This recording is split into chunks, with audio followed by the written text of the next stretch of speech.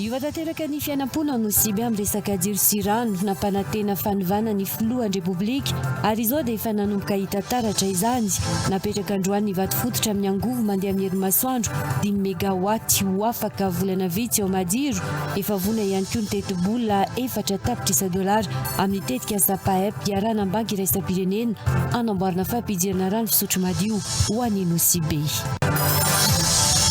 Mbola maro ireo marano mitaraina amin'ny falafosany fanafody amidy eto an-toerana amin'izao fotoana izao ny mbola tsy maintsy anafarana ireo karazana fanafody ireo any ivelany no antony io falafosany vidiny io analefana ny vidiny fanafody efa manomboka ny famokarana fanafody eto an-toerana ataony orinasa malagasy misafito ireo karazana fanafody teny ilain'ny malagasy ho ampiadirina sy anaovana andrana amidy amin'ny tsena raha ny fanazavana trandy. O marina rampitso ny fetin-drendy ny azakazana ny fividiana fanomezina ho andreny androany raha ny hita teny Analakely ny mofomamy no tena be mpanjifa indrindra na dia tsy afaka nampitombo ny isan'ny mofomamy azy ireo mpivarotra tamin'ny ity taona ity noho ny fahatapahan-jiro lava reny nambaran'ireo mpivarotra ihany koa fa hita taratra teny amin'ny fividiana fanomezina sy ny ady varotra ny fahasahiranana sosialy iainany isan-tokantrano amin'izao. Andray fifananany iraisam-pireneny IHF Trophy Zone 7 ny taranjain'baolina malagasy ny 7 ka hatramin'ny 1 Mey ho avy izao andray anjara amin'izany i Madagasikara amin'ny alalan'ny akeo sokajy zazavavy U17 U19 i Comores Seychelles La Réunion ho tonga ihany koa i Tchad izay tokony ny faninana tao amin'ny zone. Manaritra ny araba tompo kilasy tompo vavy tonga soa indray anatin'izao fotoana ny fampahalalam-baovao izao asainy isika ary hianaraka izany hatramin'ny farany. Araka ny narahantsika atao anatin'ny lohateny-baovao teo dia hiova tanteraka ny fiainan'ny mponina ao Nosibe amin'ny resaka jiro sy rano napetraka androany ny vato fototra amin'ny angovo mandeha amin'ny herin'ny masoandro 5 mégawatt ho vita afaka volana vitsy ao madiro efa vona ihany koa ny teti-bola 4 tapitrisa dolara amin'ny tetika sapaep iarana amin'ny banky iraisam-pirenena anamboarana ny fampidirana rano madio ho an'ny Nosibe andoarantsika ny atsiprian'izay amin'ny sary ny Ivra Sata. Iova tanteraka ny andavanandro ny mponina ao Nosibe amin'ny sehatra ny jiro sy ny rano tonga tamin'ny fomba ofisialy androany ny asa fananganana ny parc solaire 10 mégawatt ao amin'ny distrikan'ny Elville Nosibe ao madiro izay nitarihan'ny filohampirenena Andry Rajoelina. Ity fodratrasa ity izay amokatra herinaratra hatrany amin'ny 7 gigawatt isan-taona dia ahafahan'ny fanjakana mitahiry vola mitentina 7.7 miliara ariary isan-taona vola azo ampiasaina amin'ny tetikasa sosialy sy ny fotodrafitrasa hafa. Tantana izany ny JIRAMA ary isy orinasa tsy miankina anampy amin'ny famokarana 3 mégawatt fanampiny. Miaingeto zay zao fa mitokana an'ity lalàna ity dia ao Madiro ametraka ny parc solaire 5 mégawatt apetraka eto Nosibe ary vita afaka volana vitsy zany topolavy. Fa misy orinasa tsy miankina ihany koa efa mamaraparana mametraka 3 mégawatt efa ho vita izy io ka inona ny fean'izany 5 mégawatt ny zavatra ilaitsika eto Nosibe 5 mégawatt ny apetraky ny fitondram-panjakana 3 mégawatt ny apetraky ny orinasa tsy miankina afaka volana vitsy zany dia tsy mampiasa gropy mandeha gazoal intsony zay sady mandany ny tapatapaka fa dia ny masoandro ny tonga ny jiro sy ny hazavana eto Nosibe topokilasy topovavy. Ankoatra ny herinaratra napetraka ihany koa ny fototra ho an'ny tetikasa famatsihan-drano PAEP ao Nosibe. Tetikasa manana teti-bola 4 tapitrisa dolara na 20 miliara ariary miaraka amin'ny banky iraisam-pirenena. Ho fanatanterahana izany dia ao atsangana ny toeram-pamokarana sy fisarana rano ahafahan'ny mponina misitraka rano fisotro madio sy maharitra. Araka ny fanazavana tompona andraikitra, izy toeram-pamokarana, toeram-pitaterana ary tambazotra famatsian-drano mitohy manerana ny nosy. Araka ny tenen'ny Madame Ministra ny vola teo fampiresaka tamin'ny Banque Mondiale hoe ianareo manampy anay ary ny zavatra tena faniriko manimba ny sofina le hoe misy 100 millions de dollars, misy 200 millions de dollars, misy 400 millions de dollars fa tsy hitan'ny vahoaka zay hoe makaiza moa zay 400 millions de dollars zay tena misy fampandrosoana marina ve ka niady ny hoe andao azy zay zavatra tena manahirana ny vahoaka, manahirana ny Nosy Be no atao. Ka raha nisy tedi-bola izay mbola misy tao amin'ny Banque mondiale dia izy hoe andao amboarina ny fampidirana rano fisotro madio eto Nosy Be, ka noho izany 4 millions de dollars na 18 milliards d'ariary ny teti-bola hoentina anaovana ny tetikasy hoentina ampisotrahana rano fisotro madio ho an'ny vahoaka ny Nosy Be iray manontolo tokolasy vavy. Ravoravo sa tsy ravoravo? Nambaran'ny filohan'ny radio ihany koa fa ho atao tanàna nafitaratra i Nosy Be amin'ny sehatra rehetra, tanàna afaka mifaninana amin'ny Nosy Maurice sy ireo nosy manodidina aty amin'ny ranomasimbe Indiana, indrindra amin'ny sehatra ny fizahantany sy ny fampandrosoana maharitra. Manamarika dingana lehibe amin'ny fampandrosoana ity tetikasa ity. Mitondra fanantenana vaovao an'ny mponina, manamafy ny fahavonona fitondram-panjakana anakaiky kokoa ny vahoaka amin'ny asa mivaingana sy maharitra. Daty manao-tantara ho an'ny Nosy Be ny 7 Mey 2024 notokana ny filoha Rajoelina Androany ny lalana mirefy 7 kilometatra izay namboarina ao anatin'ny tetikasa Pic 3. Ireo foto-davitra sy ireo dia mampitohy ny Helleville Andilana, Helleville Fasen ary Ambatosavavy. Manaraka ny fentriraisam-pirenena ireo lalana ireo ary manampirofo ny finiavan'ny fanjakana hitondra fampandrosoana mirindra sy mitovy ho an'ny faritra rehetra vokatry ny fiara-miasa akaiky teo amin'ny fanjakana malagasy ny banky iraisam-pirenena izay samy manome lanja ny fanatsarana ny viana ny vahoaka andavanandro. Sary Ivrasata. Tamin'ity fitsidihana nandrasana fatratra ity dia nitokana ny filoha Rajoelina tamin'ny fomba ofisialy ireo lalana ao Nosy Be, RNS 30A mampitohy ny Helleville sy Andilana, RNS 57 mankany ny Fasen ary ny lalana miazo Ambatosavavy. Mirefy 7.3 kilometatra ny ireo lalana vaovao ireo ary vita amin'ny toby mpitanterana voaravitra tsara sy araka ny fitsipika teknika entitra. Tanjona amin'izany ny anafainganana ny fifamoivoizana indrindra amin'ny toerana manandanja amin'ny toe-karena sy ny fizahantany ary koa fanatsarana ny fiainan'ny mponina eny fotony ary anapinina ihany koa ireo mpizahantany. Ny tetikasa dia tafiditra anatin'ny Pic andiany fahatelo izay mivoatsiny ny fanjakana sy ny banky iraisam-pirenena vola ary tantanana ministera ny toe-karena sy ny fitantanam-bola. Tsy lalana ihany moa no tanterahana fa misy ihany koa ireo asa izay niforona teto amin'ny faritra Nosy Be Andriamatoa tamin'ny tetikasa Pic.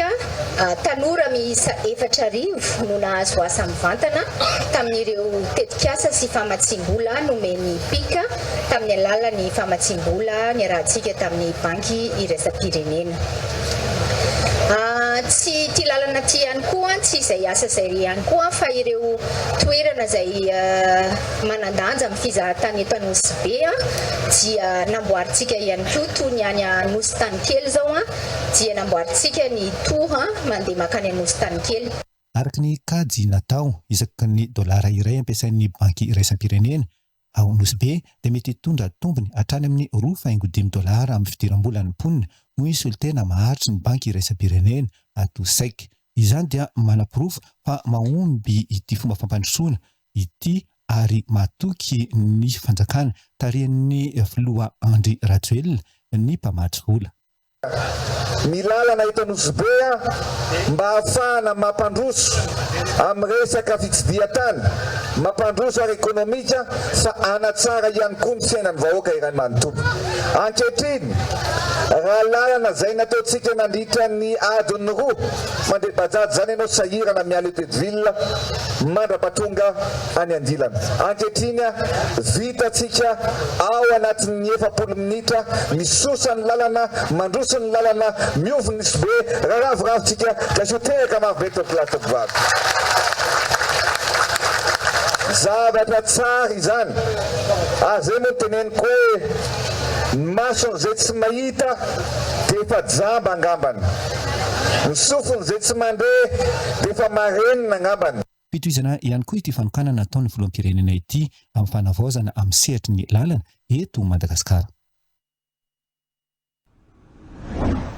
Tsy misy fitsipaham-petokisana ny governemanta araka ny fahiniana ely eo anivo ny antenimieram-pirenena hoy ny filohan'ny ity androm-panjakana ity androany taona sobe nanolona filoha Andry Rajoelina sy ny Prime Ministre Sy Christian manana ny maro anisy eo anivo ny antenimieram-pirenena ny antoko miloko volomboasary ka tsy mitombina ny siny fikononkononana fitsipaham-petokisana hoy hatrany Itokely Justin no amafisiny fahoarian'ny filoha Andry Rajoelina ny androm-panjakana antenimieram-pirenena fa olombitsy miteny amin'ny tenany manokana ary manana olana manokana izay milaza fa misy ny fikononkononana fitsipaham-petokisana izay fanampanazavana.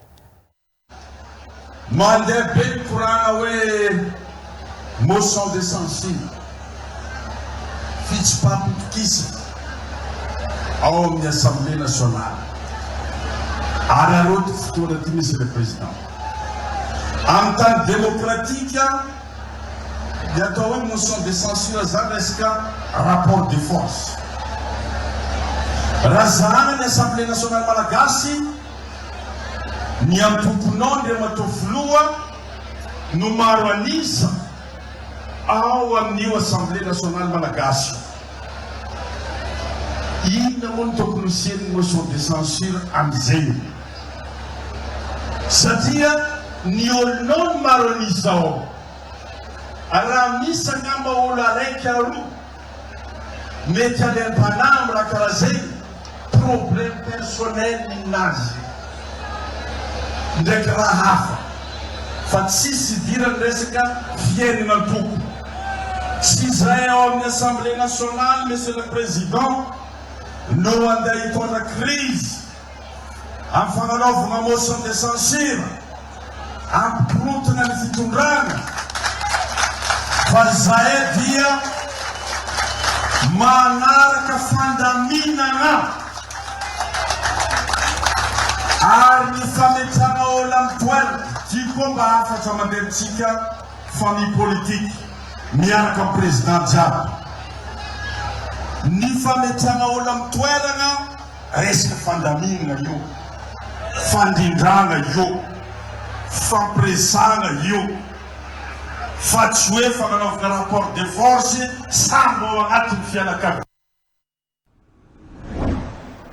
Faly ny filoham-pirenena frantsay tamin'ny fandraisana azy nandritra ny fivahinianany sy teto Madagasikara hoy ny mahasivony Frantsa eto Madagasikara nandritra ny fihaonany sy tamin'ireo parlementaira teny amin'ny antenimieram-pirenena betsaka ireo teboka no resahany rotonta nandritra ny fihaonana toy ny famerenana ny Elysée Pars izay no afisy ny mahasivony Frantsa fa ny 3 jona izao no isy ny fivorian'ny komision iraisana any Paris mahakasika ity raharaha ity arahantsika ny fanampanazavana miaraka amin'ny Eliza Herman.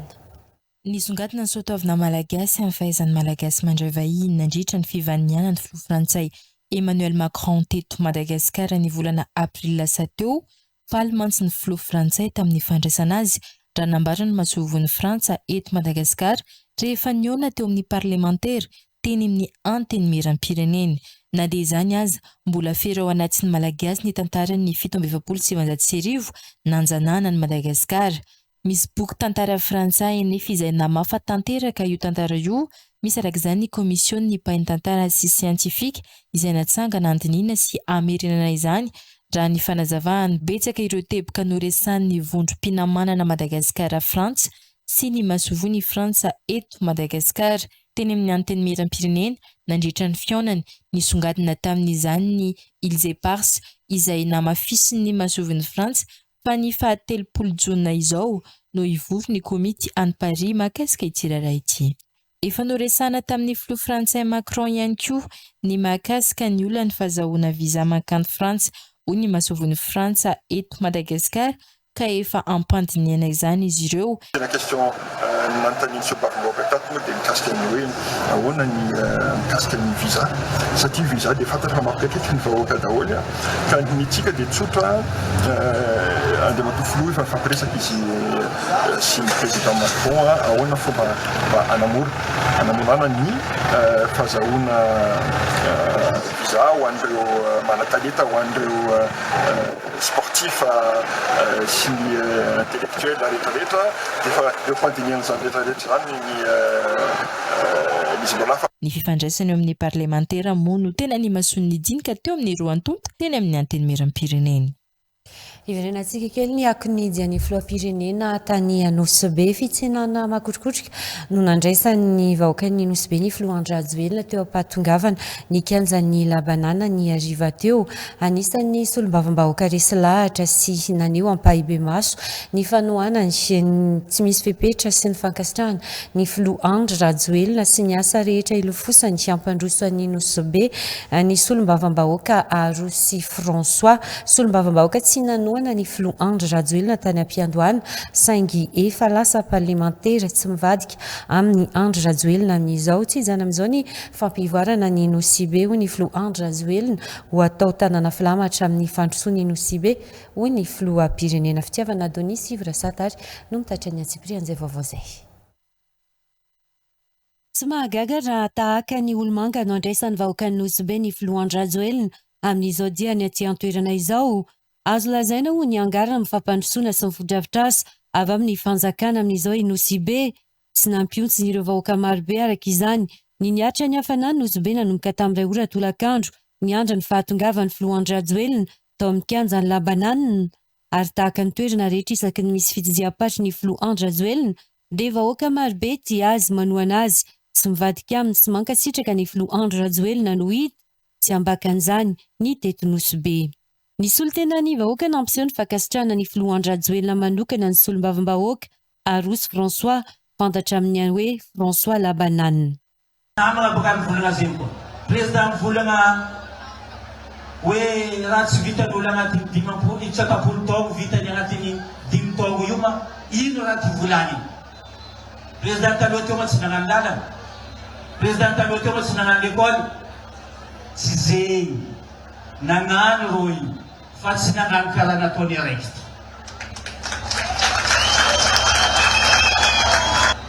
Andriamatoa filoha. Nisafidiananao Nosibe ty amin'ny tourisme izay nidradradrainy hoe Madagasikara 1 million de touristes tadiavitsika eto ary 300 000 touristes eto a Nosibe. Ino no nataonao? Namboarinao lalana io mba hafany touristes avy eto olo-mpizahatany avy eto fa lalana vita. Ka dikan'izay vita ny fondation président ilainay président ny fagnanaovana hôtely eto aminay satria zegny ny volomanay eto. Ataova hôtely zay karaha any Maurice zay hôtely tsara karaha any Seychelles 4 étoiles 5 étoiles mba hafany izy ireo vazaha manambola ho tonga eto amintsika. Amizegny midriky vola mandroso atsika zegny ny mampalegny namatsika any mivolavolagna amin'ny Facebook ataondreo angalatra tany eto tsisy mangalatra tany. Présidentsika zegny tsy fombanany zegny fa izy tsy maintsy mizaha zay tany zay hazo agnanaovana zegny ny agnanaovana. Tsy aivina nefa fa tsy piaradia amin'ny filoha-Andry Rajoelina ity solombavambahoaka ity tany Amboalohany. Tsy nisalasala ny safidy anohana ny loko volomboasary izy amin'izao fahitana andrivim-pivoarana ny Nosibe entin'ny filoha-Andry Rajoelina izao. Député Labanane nane tamin'ny fividianana élection présidentielle tsy nanohana anay. Nanohana candidat hafa izy io. Fa zao rehefa hitany hoe ahoana marina ny fampandrosoana atao eto Nosibe dia nikaiky anay izy hoe président za tsy anohatra amin'ny fampandrosoana. Hitako ny zavatra ataonao Nosibe miaraka aminao azy jusqu'à la fin andao ampandrosoana Nosibe ary ampafotika Nosibe. Tao anatiny 3 andro asa fanomboana asa fitokanana asa natokana ampandrosoana Nosibe ny fandaharam-potoana ny filoha-Andry Rajoelina vita ny lalana ao Nosibe ho vaovany ny olana herinaratra sy ny rano ho vita tsy ela ny kianja manara-penitra iova sia tsara ny kalitao ny tolotra ara-pahasalamana ary azo université ny tanora tsy amela ny filoha-Andry Rajoelina raha tsy lasa tanàna moderna sy modely Nosibe. ny anisan'ny mampalaza ny Nosbea dia ny resaka fizahantany. Za milaza aminareo fa za manokana zao efa taonany maro no tsy nakany Maurice toy. Fa laoko lavitra eto Nosbe toy zay makany Maurice.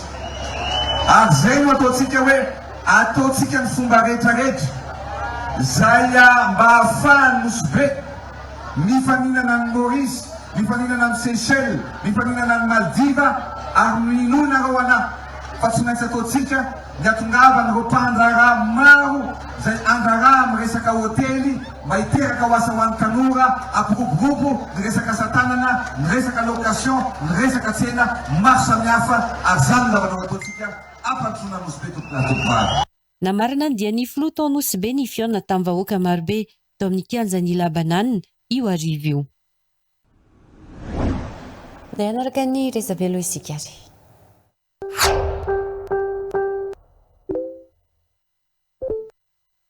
Ny pejy 24 heures mada ny atoandro teo lozam-pifamoivoizana teo Besarety manoloana ny garage David. Fiara taksi iray no tapaka isatra avy any amin'ny vidinana Mangasoavana avy any amin'ny chapelle militaire Ampahibbe iny ka izao mifandona tamin'ny fiara Mazda kely ity izao. Tsy nisy naratra na niainana fohy. Kivy tanteraka ilay sofera taksi no ity loza ity. Ny vondrona vaovao farany fil d'info officialy hiala ao amin'ny Real de Madrid Luka Modric aorian'ny Coupe du Monde des clubs de la FIFA 2024. Tena fotoana lalaovana tao amin'ny Real de Madrid Modric ary efa nandromaka ny Ballon d'Or ny taona 2024.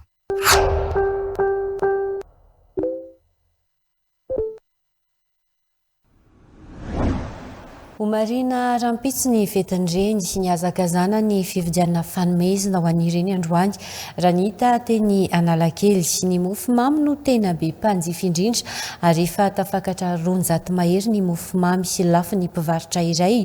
Tsy afaka nampitombo ny isan'ny mofomamy ireo mpivarotra tamin'ity taona ity noho ny fahatapahan-jiro lavareny. Nambaran'izy ireo ihany koa fa hita taratra teny amin'ny fividianana fanomezana sy ny ady varotra ny fahasahirana ara-tsosialy sy iainan'ny tokatrano amin'izao fotoana izao fa nadadiny raha antsika amin'ny Njakandriamahery omekarina efijanona. Tsy misy mahavita ny vitan'ny sieneny hoy ireo mpanjifa ny vidy fanomezana ho an'ny fetin'ireny teny Analakely androany. Samy ankalaza ny fetin'ireny ny isan-tokatrano rahampitso ary dia niazakazaka ny antsena ny safidy izay fanomezana mendrika ny ireny androany. Efa nahazo ka fa mamony sisa. Inona ilay nentinao? Raha tenenina dia fatany raha mijery tele izy. Aleo tsy tenenina sady mijery cadeau à maîtresse. Fa efa fantatro tsara ny goany sy ny safidiny mety ho tiany. Ie, mety ho tiany. Satria ny nenany tsy mijery hoe zao na zao fa ny foman'olitra zava-dehibe. Aminao zany tena mbola zava-dehibe izay fanamariana ny fetin'ireny zay. Ie, zava-dehibe ilay izy satria tsisy mahavitavita ny neny. Isan'ny be mpisafidy ny t-shirt misy soratra manokana mahakasika ny reny. T-shirt zao no tena hita ataon'olona. Zay tena be mpisafidy. Zay tena be mpisafidy moa sady moramora kokoa dia be olona nanjifa. Mbola misy ihany koa ireo misafidy ny carte postale sy ny asa-tanana manamarika izay fetin'ny reny izay. Tendance aloha eto tendance fa le moramora ny moramora ohatran'izao carte. Foana tadiavin'ny olona? Hoe somary mora zany fa misy zavatra vaovao zao ohatran'izao. Dia misy koa poketra hatry zao 15 000 ariary. Misy koa poketra ohatran'izao ho an'ny vehivavy eny ho an'ny maman zany ho an'ny neny. Fa isan'ny maro misafidy ny mofomamy. Tsy araka avokoa nefa ny famandriana nataony mpamonjifa noho ny fahatapahan-jiro lava reny teto Andrenivohitra raha ny fitarainina ny mpivarotra. Na izany aza ny mpivarotra iray izay nahavita na lafo mofomamy hatramin'ny 200 isa ho an'ny androany fotsiny. Mandesara antsany. Nareo zao ny gâteau zay eo anelanelany ohatrin'ny hatramin'ny ohatrin'ny? Eo anelanelany 9 hatramin'ny 10 sy 4 alina. Ohatran'izao zany hoe afaka mividy ve aloha sa tsy maintsy nanao commande vao mahazo? Afaka mividy eo moa misy koa ny olona manao commande. raha ny anareo androany mandroany manokana mety eo amin'ny firy eo ny gâteau lafo zany zao eo amin'ny manodidina 900 isa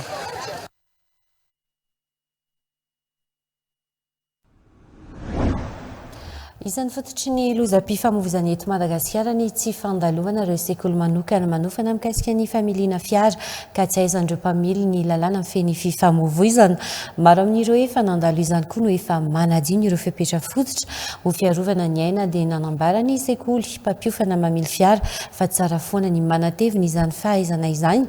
Ilana ihany koa ny fametrahana ireo fiarovana amin'ny alina toy ny bande réfléchissante amin'ny kodiaran-droa no ireo lozam-pifamoivoizana mitranga amin'ny alina. Anjakandre mahery Omega Ranefitsana.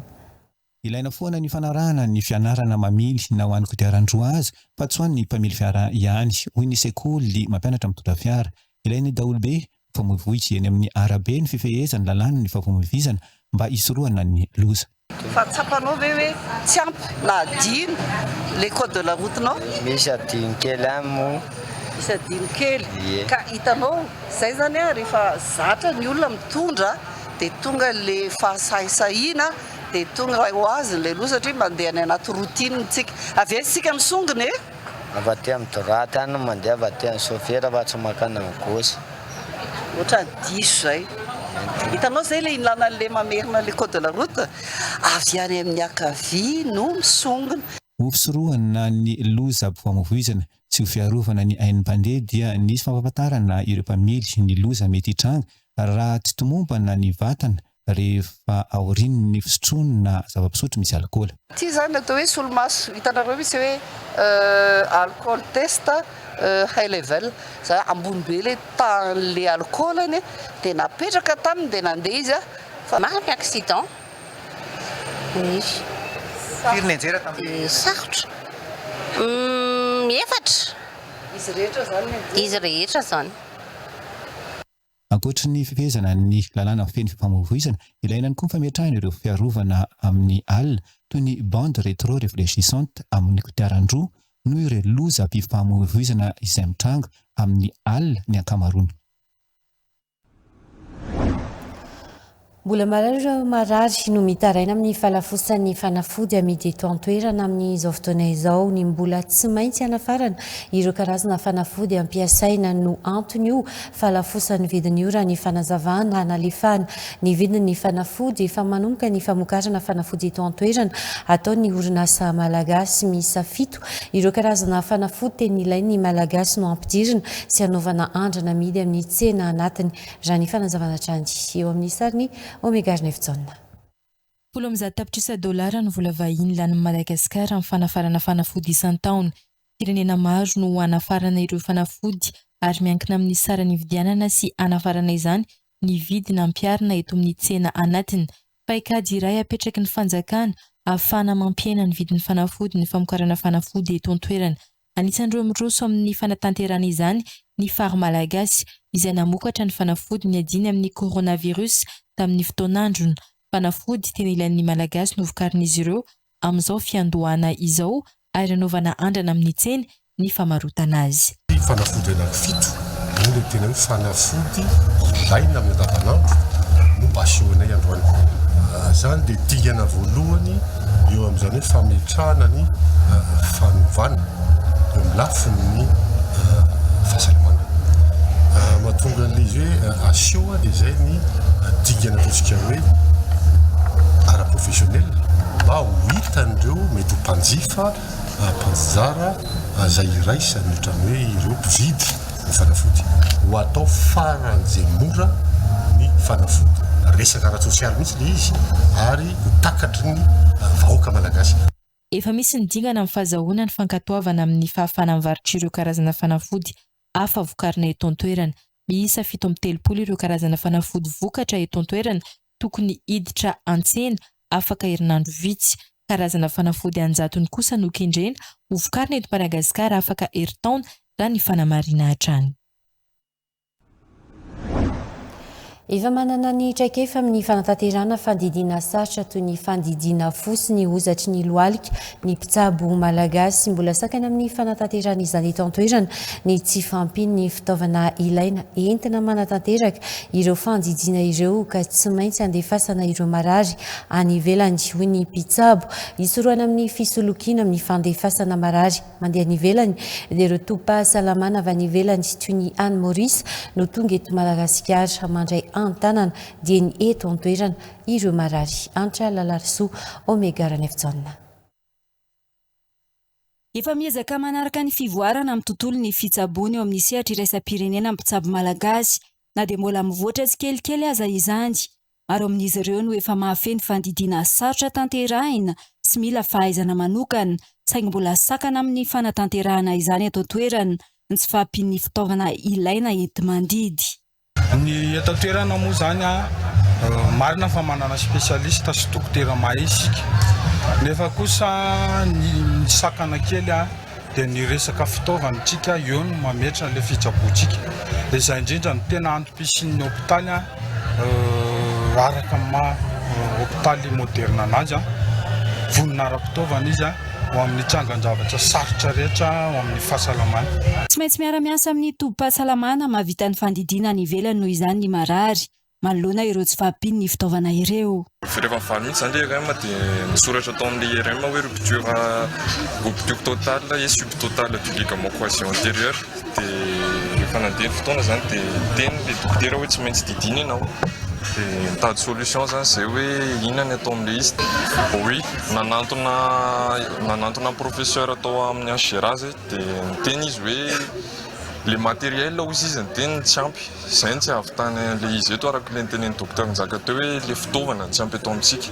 Fa hoe aleo zany hoe atao le plus tôt possible le izy mba tsy hisin'le lésion le izy. Ho fiarovana amin'ny marary sy ny fianakaviany tsy ho voasoloky amin'ireo karazan'olona na fikambanana milaza ho afaka mandefa marary ho tsaboina any ivelany. Ireo tobi-pahasalamana sy mpitsabo toy ny Anne Maurice mihitsy no tonga eto Madagasikara amin'izao mandray antanana ireo marary mila fandidiana any ivelan'ireo. Eo am-pejy fambolena kosa indray dia olana goavana ho an'ny tantsamina izao fotoana izao ny fiovan'ny toetry ny andro ka mampiena ny vokatra sy manakorotana ny fotoam-pamokarana amin'ny ankapobeny efa tsy mifanaraka amin'ny tety androm-pamokarana mahazatra intsony amin'izao ny fomba fambolena ary tsy mitsahatra miena ny vokatra vahaolana manoloana izany fikarohana famokarana karazam-bary vaovao mahazaka ny fiovan'ny toetry ny andro izay tanterahany FUB fikarohana FOFIFA tsy ny banky iraisam-pirenena vola raha ny fanazavana Omega Ranefjonna. Efa mikorontana tanteraka ny fotoam-pamokarana raha ho an'ny vary amin'izao fotoana izao manomboka tsy mitoetra intsony ny famokarana vary aloha sy ny vary vaky ambiaty izay manana ny fotoana ambolena azy ao anatin'ny taona hoy ireo tantsaha. Tsy mitsahatra miena ny vokatra ary misedra olana ireo tantsaha. Antony anaovana fikarohana karazam-bary maro mahazaka haintany, orana, avandra tanterahany FUB fikarohana FOFIFA.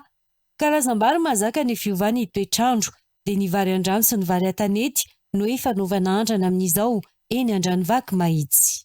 Hitantsika le karazam-bary 7 sy 300 tary araka ny nazavaina tany dia OIT izy ireny izany hoe observation nil trial fijerena ny performance le vary izany hoe manahoana ny rendement.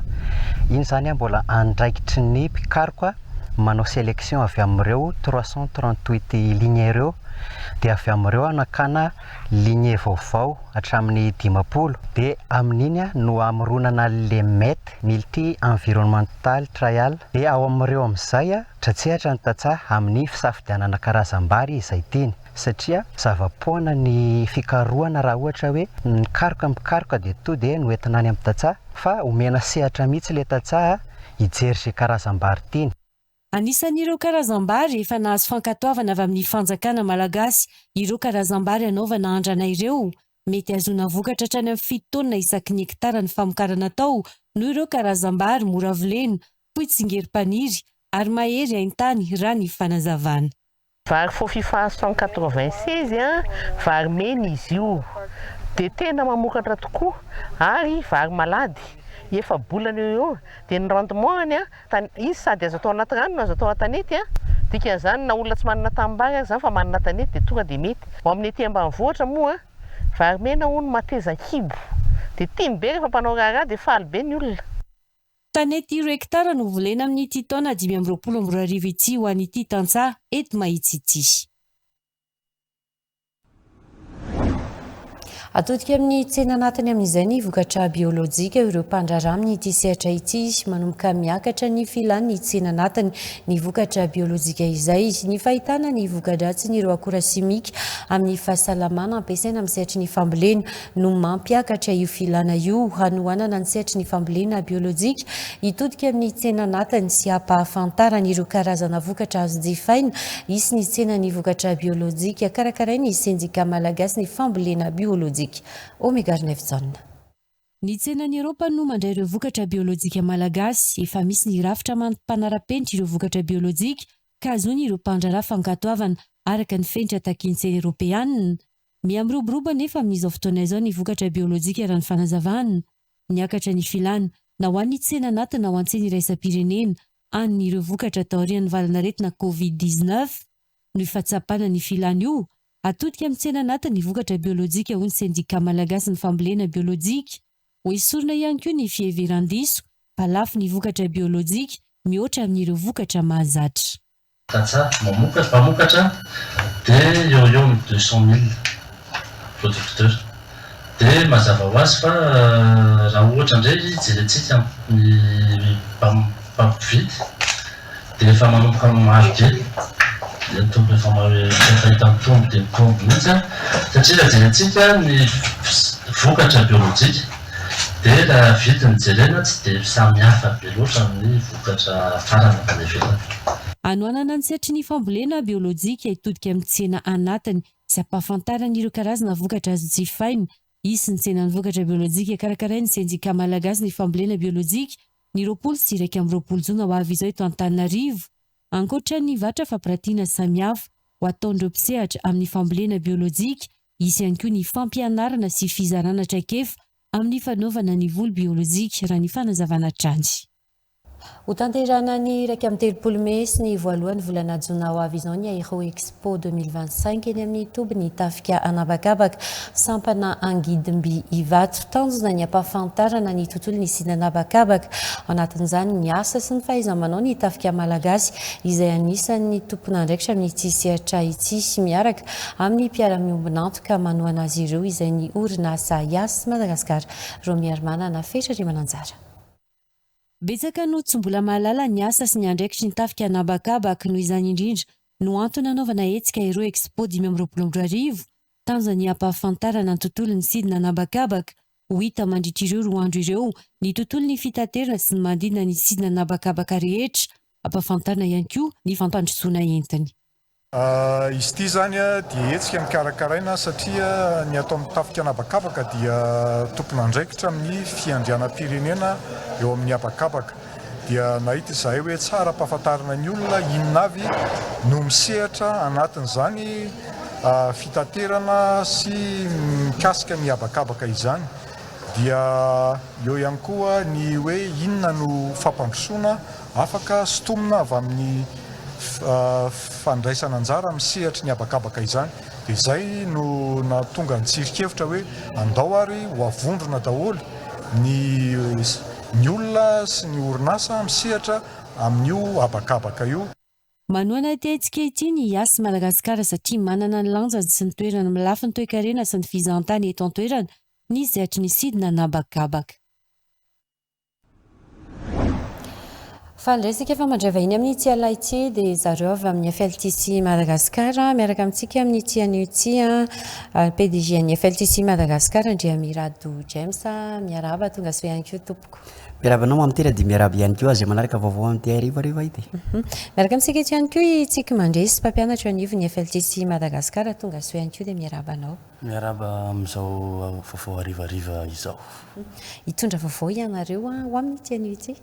ia ny vaovao entinay aloha zany am'izao a dia ny fidirana manaraka satria tafiditra ao anatin'ny cours de vacances itsika manomboka amin'ity volana jona ity a dia miditra amin'ny fahafolony volana jona ho avy izao indray zany fidirana manaraka amin'ny FLC Madagascar efa tena maro de maro ny voasoratra anarana fa mbola mezaka ihany zay manentana satria ny antsika manko amin'ny resaka assurance tsika ao anatin'izay dia zay indrindra no nahatonga anay manentana sady deniny zao satria ao anatin'izay nkora ho avy ianao ka hoe andany vola nefa amin'ny zavatra tsy azo antoka de tsy mety fa ny FLC Madagascar tsy amitaka anao fa miresaka ny zavatra azo antoka ao aorianan'ny fianarana de hitanao ihany koa fa mbola misy zavatra azo mena ihany koa orinan'izay.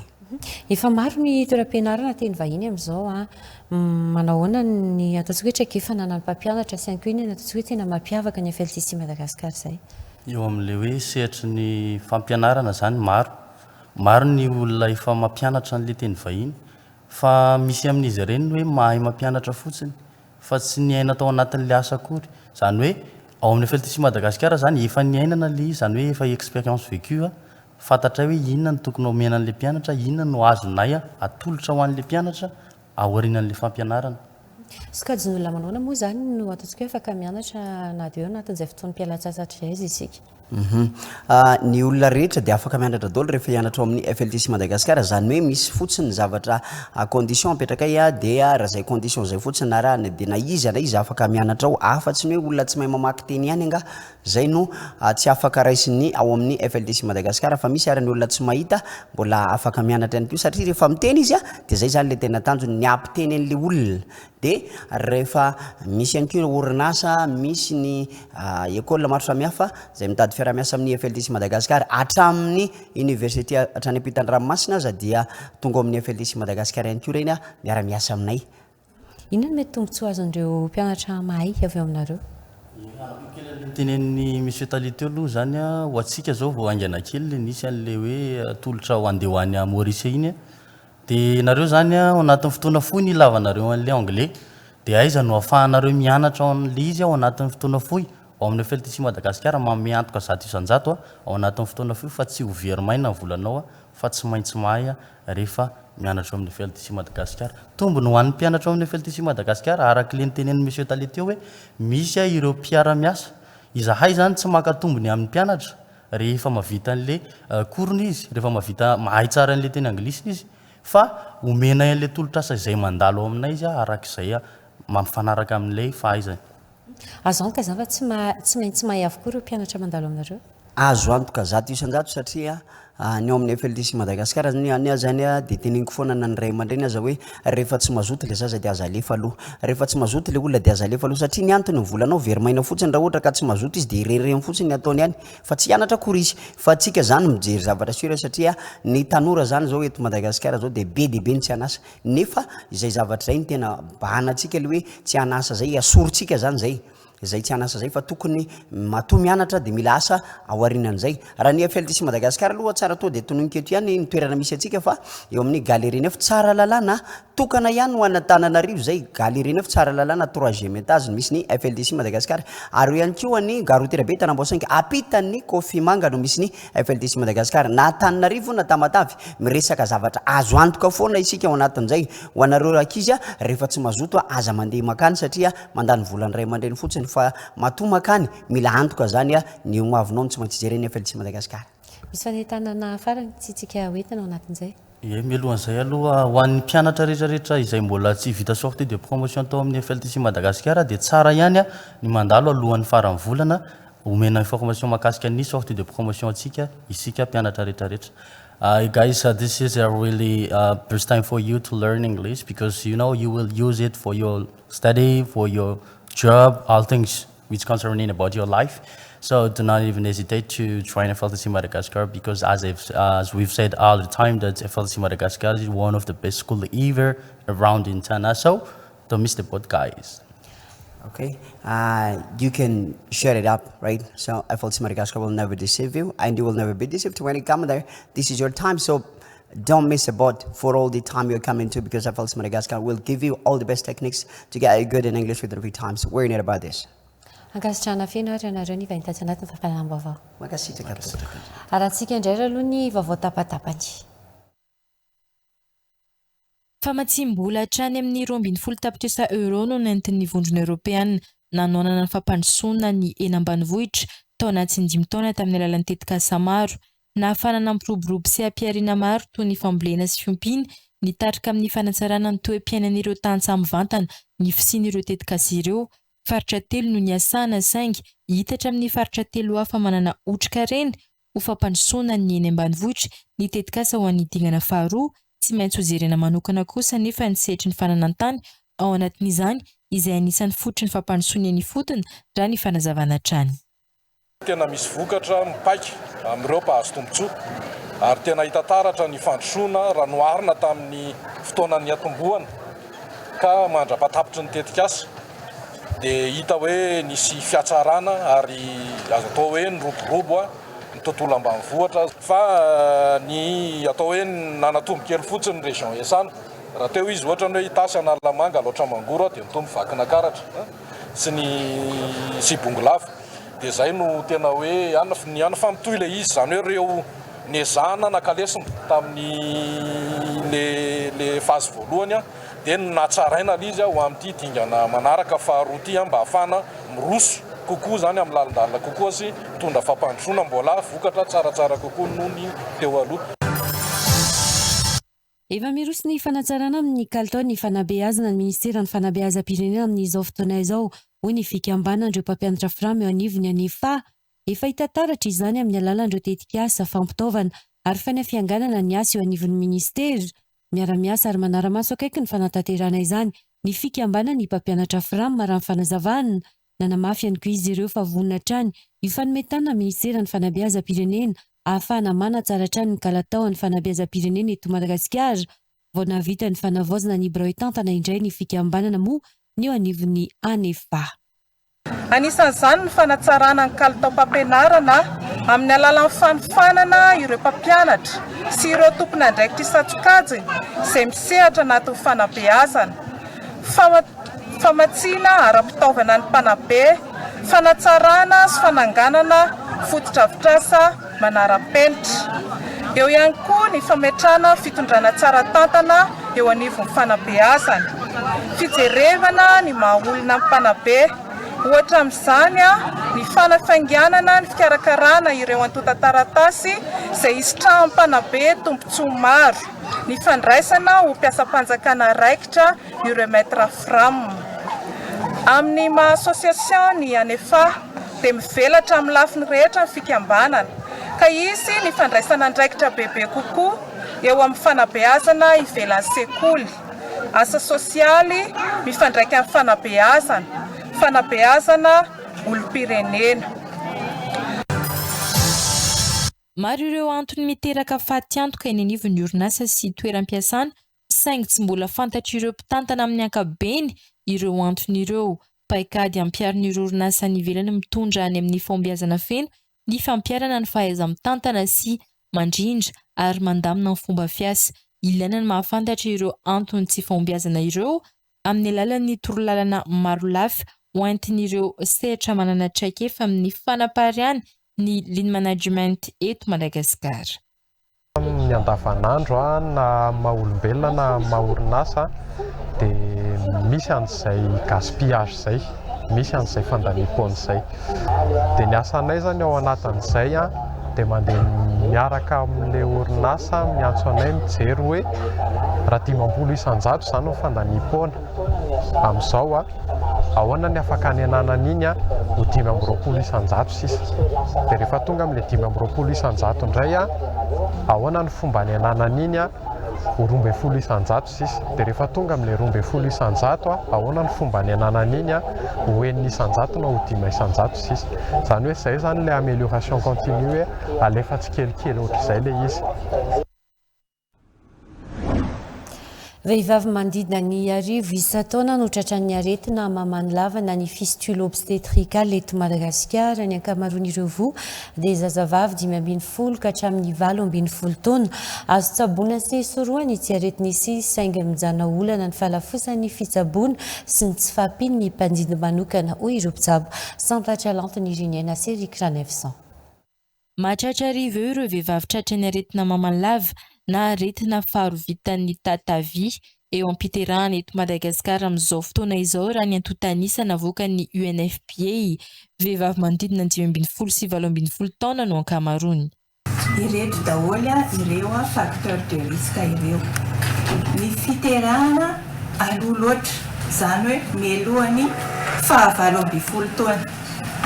Ny fiterahana tara loatra izany hoe aorian'ny 17 taona.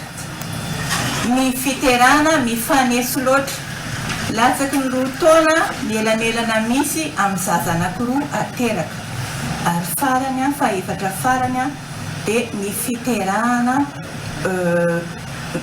be loatra mihoatra ny efatra ny isan'ny zaza ateraka. Azo tsaboana sisoroana ny aretina mamalava io saingy tsy ahitana fiainana mihitsy ny tranga eto Madagasikara, olana ny falafosan'ny fandidiana sy fitsaboana ankoatra ny tsy fampin'ny mpitsabo. 30 ny mpandidy misana ity aretina ity manerana ny nosy, 20 amin'ny toeram-pitsaboana ara-panjakana ary 3 amin'ireo ihany koa no afaka mandray ny tranga tratrana fahasarotana na cas grave. Misy ny hetsika fandidiana faobe mitety faritra sy faritany eto Madagasikara amin'izao fotoana izao izay karakaran'ny ministera sy ny tompon'andraikitra ara-pahasalamana samihafa tanjony hanenana ny tahan'ny vehivavy. Lasibatry ny aretina mamalava hatramin'ny 50 isan-jato araka ny fanazavana voaray, mamaim-poana ihany koa ny fitsaboana mandritra ny hetsika faobe tahaka izao. Rakitra valalany distrikan'ny Mananjara nambarany solombavam-bahoakan'ny Mananjara mamihaja Charlot ahinany sy ny mosary satria laniny valala avokoa ny volovary. Efa nisy ny fampilazana natao tamin'ny ministeran'ny fambolena saingy mbola betsaka ny antota taratasy takin'ny ministera mangataka fandraisana andraikitra aingana ny solombavam-bahoaka manoloana ny valala mandravarava ao Mananjary. Sorabartsony.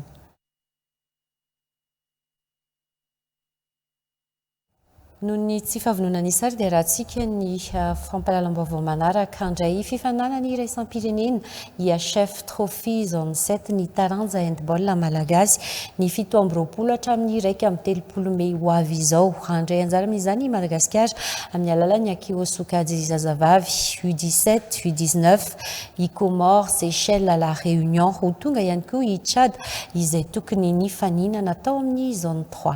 Zakandre Mahery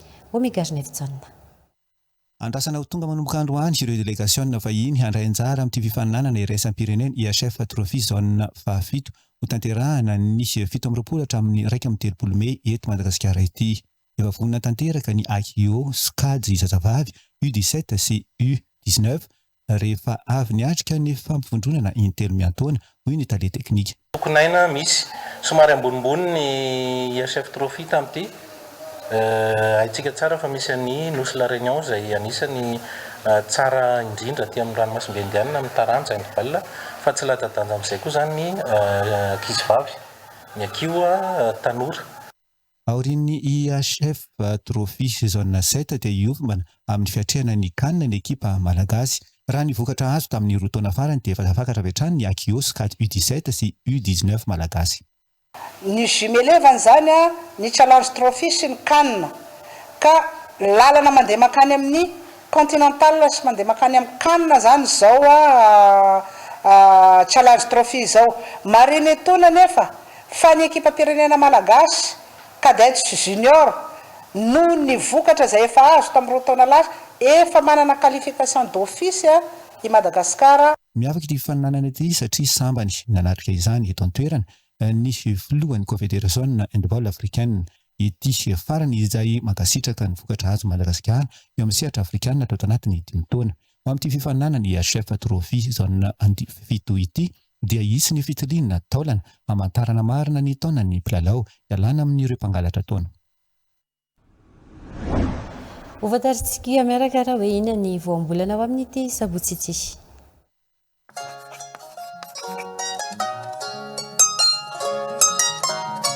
Ity indray ny voambolana ianarana sy fakazarana mampiasa amin'ity androany ity. Panarivo. No hoe panarivo amin'ny malagasy dia entina ilazana olona sokajiana ho mpanan-karembe na eo amin'ny firenena na eo amin'ny fiarahamonina. Mahalaza azy ihany koa ny hoe mpanambola, mpiantoka vola na financier amin'ny teny frantsay.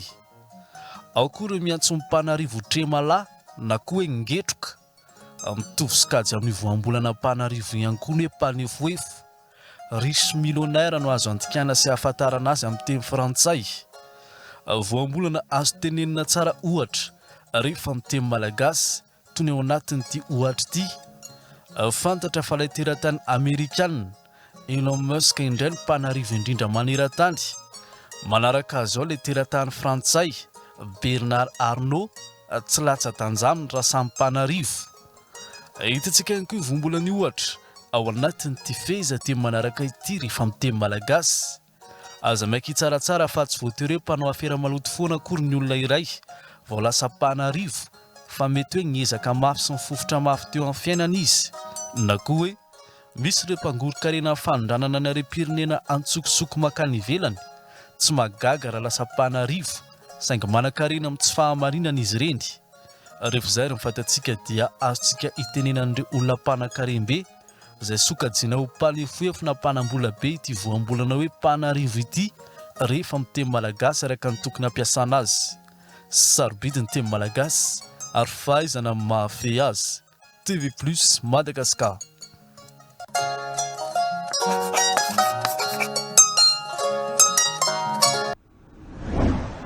Eto mpamaranana ny fampalalam-baovao dia ny vondrona TV+ iray manontolo dia mirary fety sambatra sady ho antsika reny mpianakaviana tsy ankanavaka ho amin'ny rampisy fanamariana izay fetin'ireny izay sy miratry soabe ho antsika rehetra. Ao anatin'izay asaina hatrany kosa nefa isika izy tsaraka amin'ny TV+ Madagasikara satria rehefa sabotsy tahaka izao dia mbola rahantsika ny fandarana ny aty aminay.